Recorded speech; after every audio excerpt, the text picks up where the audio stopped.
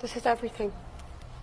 The only solace for me is that when a group of people who've experienced trauma of this kind come together united against a common enemy, there's a very special bond between us all. A painful bond shared among these 6 women sitting together for the first time for an exclusive interview with NBC News. I find it very comforting to be here. Marika Chartouni, Anushka DeGiorgio, and Rachel K. Benavidez sharing their stories about Epstein for the first time on television. I think the nature of this kind of abuse means that you're conditioned to be silent, to be isolated, secretive, and shameful. I feel like, you know, it was a big game for him, and we were the pieces of his game. And you're like, I'm just not going to say anything because that's what he told me to do. The women all have familiar stories of grooming, promises, and then sexual assault. I can relate to pretty much every person sitting here next to me. Virginia Roberts-Giuffre says Epstein associate Ghislaine Maxwell recruited her one summer when she was working as a locker room attendant at Mar-a-Lago.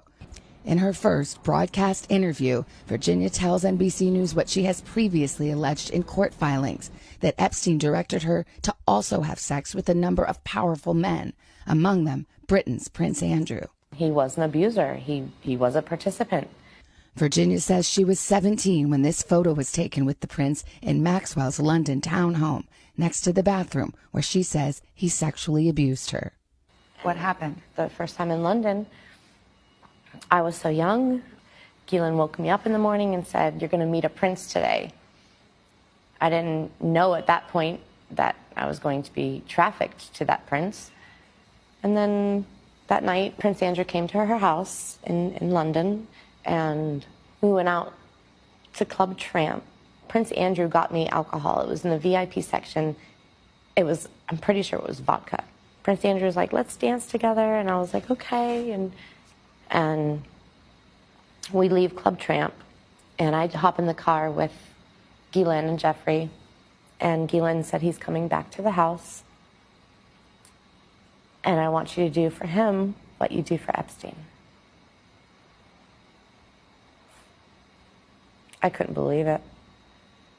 Virginia says the abuse moved from the bathroom to a bedroom.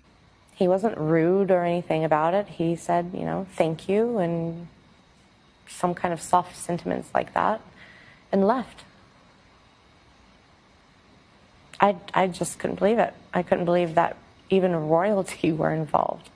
She says Prince Andrew abused her 2 more times, once in New York in Epstein's mansion, and again at his Virgin Islands estate. Prince Andrew, of course, denies that this ever happened. He denies that it ever happened, and he's going to keep denying that it ever happened. But he knows the truth, and I know the truth. What do you say if people think this is about money for you, that you're trying to get money and have gotten money? Well, unfortunately, there's this horrible law called statute of limitations. My lawyer said the way to get Ghislaine Maxwell held accountable, the way to get Jeffrey Epstein held accountable, is through them saying I'm a liar, which I'm not.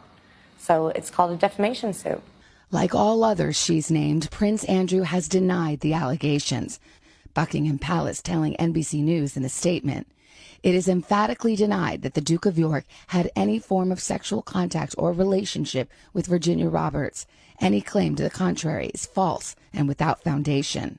Maxwell has not been criminally charged and has repeatedly denied the accusations against her. What does justice look like to you now? Justice now is holding accountable the perpetrators that helped him and participated with him, and encouraging more people to come forward so we can try to put this puzzle together and understand how it happened. How did this happen for so long? How did he get away with it? These are questions many of these women have asked, especially now, after Epstein's suicide in jail, awaiting trial on child sex trafficking and conspiracy charges. I feel let down, you know, that he was able to commit suicide. Yeah, it was really upsetting. They failed us before. Don't fail us again. Exactly. That's all we're asking. Take us serious. We matter. You matter. You matter, and you matter. And for all the girls out there, you all matter too. Yes. A message to other possible victims of Epstein still waiting in the shadows. Jeffrey thought that we were disposable and he threw us all away. And look who's still standing. There's something about seeing the group of women together with those shared stories that is incredibly compelling, as is Virginia's story. The image itself is powerful, yeah. and the words even more powerful. Yeah, you can see Savannah's full conversation.